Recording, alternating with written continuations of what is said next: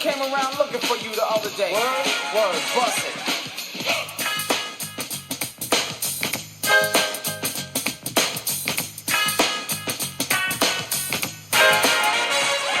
Informer, you know, say that I'm a stormy, I go blam. I like you bum bum down. Take the man that say that I'm a stormy, stand somewhere down the lane. I like you bum bum down. Informer, you know, say that I'm a stormy, I go blam. I like you bum bum down. Take the man that say that I'm a stormy, stand somewhere down the lane. I like you bum bum down. Please tell them I'm not coming, they blow down my door. Rain you can pour through my window, so they put me in the back the car at the station. From that point on, I reach my destination. You're listening to the Wrestling Informer here, exclusively for the patrons and subscribers of the Dirty Sheets podcast.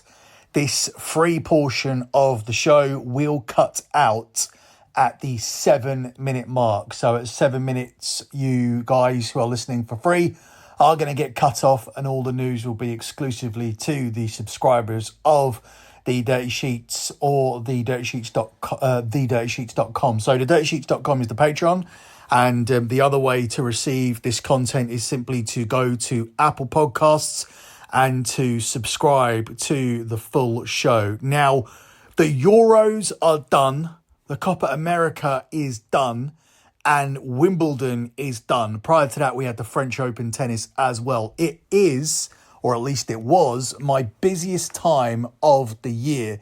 It also coincided with a period where wrestling usually has a little bit of a down period, and admittedly, I believe that this current period was better than most post-WrestleManias, not as far as the pay-per-views go.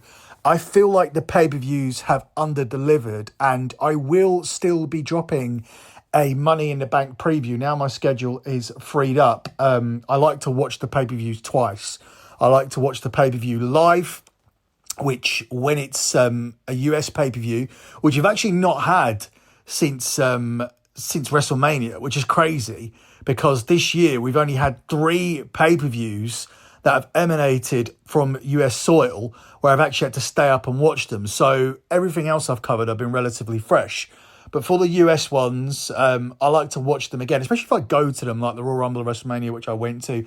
I like to watch them again, hear what the commentators say, try to listen to the crowd, try to watch the matches properly without the distraction of being there, and also without the distraction of being tired through Money in the Bank. I felt myself falling asleep, which is normal, whether it's a good pay-per-view or not. Obviously, the better it is, the more unlikely you are to fall asleep. But I did have little lulls where I think I dropped off. So I have rewatched the pay-per-view and I'm ready to review it. I'll be doing that with my son, who agreed with me and felt that it was an improvement on the post-WrestleMania pay-per-views. Obviously, Backlash is very, very highly praised. I felt that was largely because of the crowd. I did not think the Saudi pay-per-view was particularly good. And I felt that the Clash at the Castle pay-per-view from Scotland was an absolute disaster of a pay-per-view. So we will be reflecting on Money in the Bank in the next 24 hours now that my schedule has opened up. And we will be dropping a lot more content. So I will be going on to YouTube to be live on YouTube. I will begin that next Tuesday. This show, The Wrestling Informer, will begin to come out every Saturday. So it's going to be Saturday for The Wrestling Informer.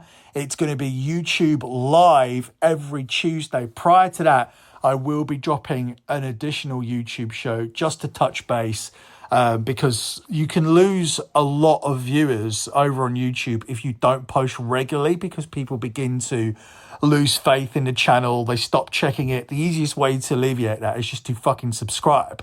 If you just subscribe, and you won't miss anything when I decide to do stuff. But you have to understand, when it comes to what I'm paid to cover wrestling and what I'm paid to cover sports betting, sports gambling, whether it be via the Sports Gambling Podcast, whether it be via the subscribers that I have, that subscriber model begins at $60 and goes up to $125. So the couple of hundred people that do that compared to the number of people here, where we have double the people, double the number subscribing to wrestling content, but it's only $5. It's only $5 or $10. the betting content is half the people, yes, but at $60 to $125. So that is why there is always a heavy prioritization towards that, especially when we get to busy periods where my sole focus needs to be on the gambling. But as I said, I reiterate, that is all done. When we get back to domestic football, which is just the Premier League, Serie A, La Liga, etc., it becomes a lot more manageable. That load is all across the weekend. Friday is usually my busy day, something that Cav could never understand because he always wanted to record on Friday. And I was like, can you not find any other day but this one? But it was always a case of, oh, I have to do this at work, I have to do this at work, yet always suddenly managing to find a plethora of time to do Joe Feeney's show, which I don't want to keep dwelling on. Listen, Cav's not here. I don't think anybody really cares.